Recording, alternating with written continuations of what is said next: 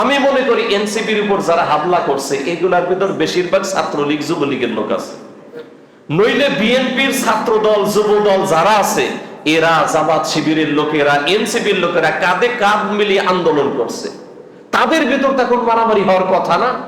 তাহলে করছে কারা? বুঝতে হবে ওই যে ওরা, ঠিক না?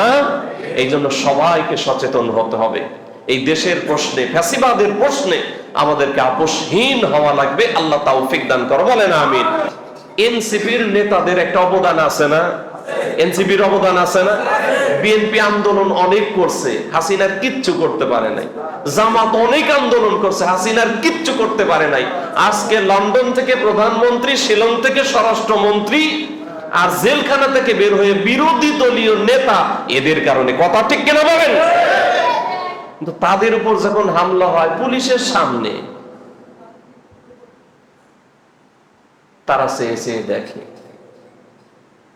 আফসোস, এদের জন্য আফসোস করা ছাড়া আর কিছু বলার নেই। অথচ তাদেরকে সর্বোচ্চ সম্মান দেওয়া দরকার ছিল। শোনেন, দুইটা মিষ্টি মিষ্টি কথার একটু হাইটা অফিসে গেলে সবাইকে খুশি করা যায় না, কাজ করতে হবে, দল গোছাইতে হবে, সবকিছু ব্যালেন্স করতে হবে, তবেই মানুষের কাছে প্রকৃত সম্মান পাওয়া যাবে।